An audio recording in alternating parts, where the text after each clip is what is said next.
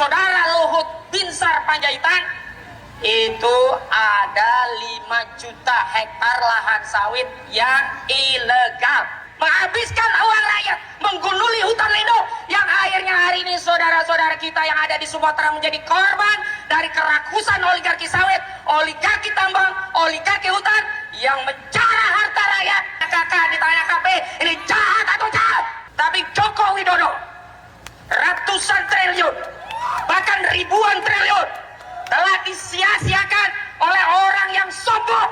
Harusnya anak Jokowi ditangkap dan dipenjara. Dan akhirnya kekecewaan kita tidak hanya kepada KPK, tetapi juga kepada segenap pejabat penguasa di negeri ini. Kita tahu zamannya era Menteri Koordinator Bidang Maritim dan Investasi saudara Luhut Binsar Panjaitan itu ada 5 juta hektar lahan sawit yang ilegal.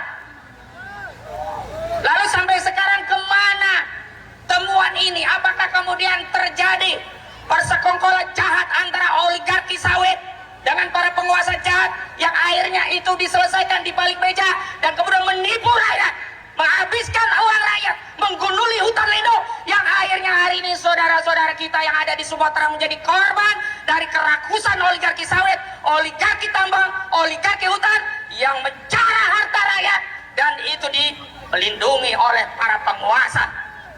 Jahat sekali mereka ini. Mereka kalau urusan rakyat dipersulit, disusah-susahin. Urusan bagi bantuan saja untuk orang yang jelas-jelas kena musibah banjir, masih ditanya administrasi, ditanya KK, ditanya KP. Ini jahat atau jahat?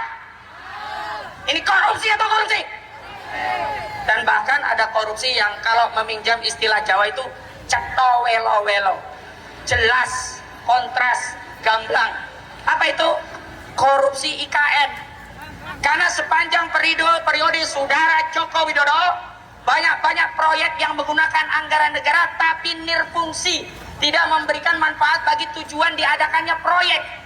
Dan sudah diakui oleh anggota DPR, bendungan-bendungan, waduk-waduk era Jokowi itu banyak terbangun tapi tidak memberikan manfaat, tidak ada fungsi karena tidak ada saluran irigasi. Pendekatannya hanya untuk proyek, bikin korupsi, hanya menguntungkan orang yang menjalankan proyek waduk. Dan yang paling jelas tentu saja IKN. IKN itu kan ibu kota negara. Bangunan ini kan dibuat untuk manfaat ibu kota negara, baik sebagai pusat pemerintahan dan juga urusan ketatanegaraan sebuah negara. Hari ini sudah 100 triliun lebih uang kita habis untuk IKN, tapi tidak ada satu manfaat pun yang bisa digunakan untuk tujuan ibu kota negara. Ini dalam perspektif korupsi, ini jelas korupsi kebijakan, kewenangan. Coba bayangkan, Hambalang saja yang hanya beberapa triliun itu masuk KPK dan banyak yang jadi terpidana. Tapi Joko Widodo ratusan triliun, bahkan ribuan triliun telah disia-siakan oleh orang yang sombong, tidak mau menunjukkan ijazah aslinya, dengan dalih tidak ada kewenangan rakyat, tidak ada hak rakyat, tidak ada kewajiban dirinya untuk menunjukkan. Padahal selama 10 tahun seluruh hidupnya dibiayai oleh pajak rakyat ini, telah menyuburkan korupsi selama 10 tahun lebih di Republik ini. Dan dampaknya tentu saja kepada kita, kaum buruh, di mana hak-hak dasar buruh menjadi tercerabut. Jangankan bicara kesejahteraan, upah minimum saja tidak pernah terpenuhi, yang normatif saja tidak terpenuhi, apalagi kalau kita bicara yang maksimal. Selanjutnya, maraknya penguasa yang menyusahkan dengan melakukan korupsi bersama oligarki. Ini sebenarnya kalau kita mencontoh teladan dua Umar. Umar yang pertama adalah Umar bin Al-Khattab. Beliau adalah khalifah kedua kaum muslimin. Kemudian yang kedua adalah Umar bin Abdul Aziz, khalifah di era Bani Umayyah. Keduanya ini tuntas menyelesaikan masalah korupsi. Yang pertama, Umar bin Al-Khattab menggunakan ketentuan pembuktian terbalik. Yang ini dalam RUU pembuktian terbalik tidak pernah digolkan oleh DPR. Karena kuat dugaan DPR juga bagian dari koruptor, sehingga tidak mau mengesahkan undang-undang norma tentang pembuktian terbalik. Saat itu Umar bin Al-Khattab memerintahkan seluruh pejabat untuk membuktikan. Hartanya dari mana? Sementara Umar bin Abdul Aziz merampas semua harta pejabat ya yang dia peroleh dari harta gulul yang tidak bisa dibuktikan asalnya dari mana. Jadi nggak bisa pejabat itu kaya raya.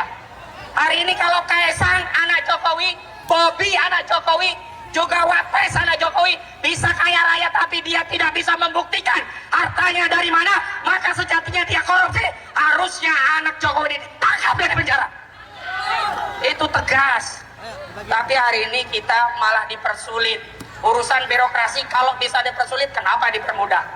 Saya di akhir orasi jadi ingin berdoa sebagaimana doanya Nabi kita Muhammad Sallallahu Alaihi Wasallam dalam hadis riwayat Imam Muslim nomor 1828. Nabi kita bersabda, Allahumma man waliya min amri ummati syai'an fasaqqa alaihim fasqaq alaih wa man waliya min amri syai'in bin amri syai'in farqaq bihim farqaq bih. Ya Allah, siapa saja yang mengurusi urusan umat Muhammad, mereka menyusahkan urusan umat Muhammad, maka susahkanlah dia di dunia dan di akhirat. Ya Allah, barang siapa memudahkan urusan umat Muhammad, diberi urusan kekuasaan, dia memudahkan, maka mudahkan urusan dia di dunia dan di akhirat. Amin. Ini adalah doanya Nabi. Mudah-mudahan orang yang menyusahkan hanya urusan ijazah saja tidak mau ditampilkan, maka Allah susahkan hidupnya. Amin ya robbal alamin. Wassalamualaikum warahmatullahi wabarakatuh.